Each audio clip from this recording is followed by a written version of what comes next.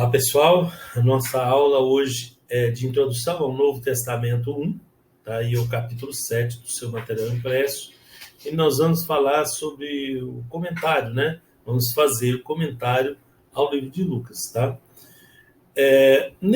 O prefácio aí do livro de Lucas está no capítulo 1, do versículo 1 ao 4, né? Que é a introdução, o início do livro de Lucas aí, do Evangelho de Lucas, tá? Nesses 4 versículos, do 1 ao 4, Lucas comenta o seu trabalho de escritor, ele mostra as fontes de onde se originou as informações para a sua redação, inspirada por Deus, declara também o seu propósito para que conheça a certeza das coisas, né? Ele não foi testemunho dos fatos, né? Mas consultou pessoas que acompanharam os discursos, os milagres de Jesus, e ele fez tudo isso sob a orientação divina, já que esse livro é um livro inspirado por Deus, tá? Na verdade, as informações podem se refletir, né, se referir a todo o período da infância, da adolescência e juventude de Jesus, porque não há outros registros a respeito, né, exceto em livros não inspirados, né? O que ele escreveu ali, né, ficou, né, só Lucas escreveu certas coisas ali, foi só ele, porque ele investigou, ele procurou saber e colocou no livro ali, né? Alguns livros de história secular têm algumas coisas anotadas, como a história dos Hebreus, de Flávio Josefo, eu recomendo, é um livrinho bem, né, bem grossinho, ou então a história eclesiástica de Eusébio de Cesareia também, né, lançado pela CPAD, esse livro aí. Esses autores foram quase contemporâneos de Jesus, todos os dois. E seus escritos têm grande aceitação histórica no meio dos cristãos. Não canônica, não inspirados, mas historicamente eles têm muitas informações que a gente repassa para vocês, foram retirados desses 2 livros, né? Ou do livro de Eusébio, né, que é a história eclesiástica, ou foi do livro de Flávio Josefo, que é da história dos Hebreus, tá? Bom, na página 184, nós vemos o ministério de Jesus na Galileia. A partir do capítulo 4, verso 14, Lucas inicia a narrativa do trabalho do Senhor na Galileia. Galileia é bem ao norte de Israel, né? É bem ao norte. Acima ali temos a Alta Galileia, acima do Mar da Galileia, né? E a Baixa Galileia, que é um vale, né? Abaixo ali, próximo do Monte Carmelo, né? Essa seção é repleta de sinais e maravilhas, né? Além da chamada dos discípulos, ali no Mar da Galileia, né? A transfiguração, a cura de um jovem lunático, né? Sobre quem era o maior no reino dos céus, a tolerância com pregadores de outros grupos, né? Coisas desse tipo aí, né? O Salvador Jesus, né, é somente ele, mas a questão de placa não deve ser o objeto de preocupação ou investigação de autenticidade de nomes. O importante é a qualidade de vida espiritual à luz das Escrituras. Qualquer um que anda à luz das Escrituras, uma vida espiritual com base no sangue de Jesus e no Espírito Santo, acima de tudo, e na graça de Deus, né? E não é no nome do grupo que se baseia, tá? Isso, porém, né, não serve de desculpa para alguém se tornar leviano com respeito à sua igreja, mas que deve respeitar as demais igrejas sem entrar no mérito de julgamento temerário, tá? Tem vários versículos que falam sobre isso, estão anotados aí, vocês podem conferir para ter uma ideia mais ampla disso, tá? No capítulo 5, Jesus chama Levi, que é o mesmo Mateus, tá? Capítulo 5, versículo 27 e 28, né? Ele come com os pecadores, ele fala do jejum, tá? Não há nesse texto ordem explícita para o cristão jejuar, mas de forma implícita Jesus ordenou sim que os crentes jejuem, quando diz, podeis vós jejuar, né? Os convidados, podeis fazer jejuar os convidados para o casamento, enquanto está o noivo com eles ainda, mas virão dias quando o Senhor deles será tirado e o noivo será tirado do noivo, e então jejuarão naqueles dias, né? Então ele colocou isso daí para mostrar a necessidade Daí depois Paulo fala sobre isso, fala que a oração com jejum ela é mais adequada, é mais forte, né? O jejum não pode ser usado como um meio de negociação, né, como as pessoas fazem, ou de punição, né, pune a pessoa deixando, né,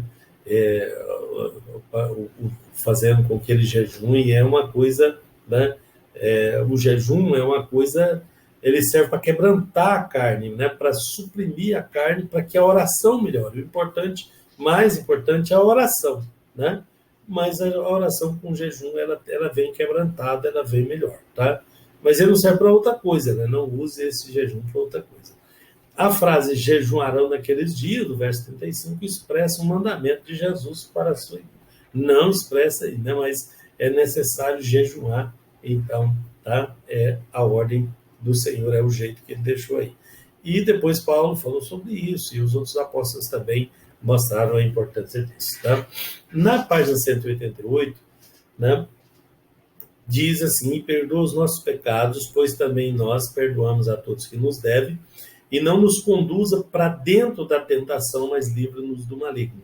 Lucas 11, 4. Mateus revela um grande segredo, né? Porque teu é o reino, o poder e a glória para sempre. Amém. Mateus capítulo 6, versículo 13. Essa parte da orientação divina não está no TC, no texto crítico, que são os manuscritos que foram utilizados para escrever o Novo Testamento aí, tá? De 1881 na Inglaterra. O Novo Testamento grego impresso 365 anos depois do Antigo, que é o texto Receptus, né? O TR, tá? E o TC, né, que é o texto crítico, que é esse primeiro, apresenta quase 10 mil palavras variantes em relação ao TR, tá? Então, muitas delas com distorção doutrinária, acréscimos, omissões, né, corte de 16 versículos completos aí, né? A tradução João Ferreira de Almeida traz esse detalhe porque foi baseado no TR, tá? Que tem isso, né? Que é um dos manuscritos bíblicos mais confiáveis que temos nos nossos dias.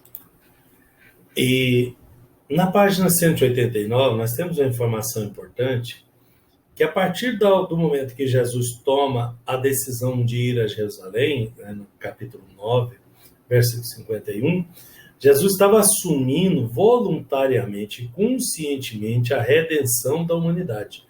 Ele foi firme até chegar, né, à cidade de destino, realizando obras pelo caminho, né, e a gente vê no capítulo 9, versículo 15, versículo 19, capítulo 19, versículo 27, né? Então, a obra que ele fez ali, o trabalho que ele o fez conscientemente, já sabendo o que o esperava, e ele assumiu ali o risco, né? Na 190, Jesus se une a pecadores, né? E sofre críticas porque se uniu a pecadores, né? Visitou e tal.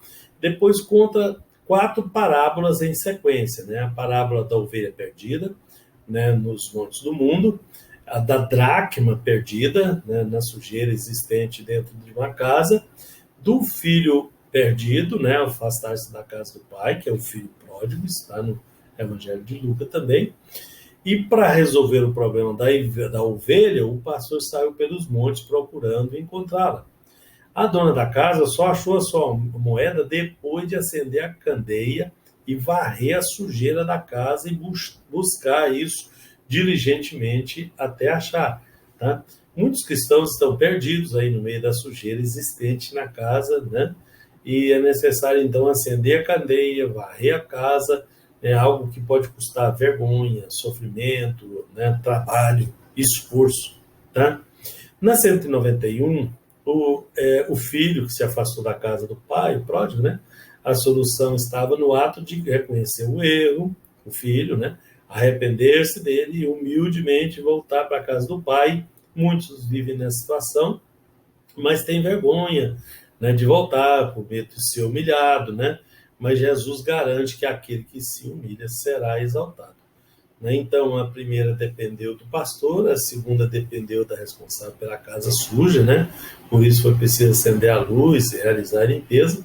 E a terceira dependeu de 3 atitudes do próprio, né, pecador derrotado, aí reconhecer o erro, arrepender sinceramente e voltar para a casa do Pai. Então, no caso aqui, são 3 casos distintos, né? Para demonstrar, através da alegoria, através da parábola, o plano de Deus para a vida dos pecadores, né? De cada um dos pecadores. Na 192, Jesus apresenta a sua doutrina a respeito da oração como um dever, né? Não apenas como um privilégio, né? Diz Boyer, tá? E ele insiste que orar é respirar espiritualmente, é viver, é abundar. Descuidar de orar é ficar infrutífero, é cair, é morrer. Tá? Mateus 26, 40 e 41. Não se esqueça de que o ensino de Jesus a respeito da oração inclui o pedido para que venha o seu reino, o seu domínio sobre as vidas dos salvos. Tá? Isso parece pesado, né? Até contrário à lógica, mas é divino, porque o Senhor não aceita comportamento diferente de tê-lo como superior, né? Como Senhor, como chefe, como soberano, mestre, muito mais. Né? Por que me clamais, chamais Senhor, Senhor, e se não faz o que eu vos mando? Tá? E, além disso, ele vem em resposta às nossas orações. Né? Ele vai responder às orações da igreja, vindo salvar, buscar, resgatar a igreja amada, a igreja querida. Tá? Na página 195, né, final, aquela oferta da viúva pobre, no capítulo 21, enquanto a viúva pobre conseguiu agradar a Deus pela sua atitude no ato de ofertar, os escribas, os fariseus, devoravam as casas das viúvas.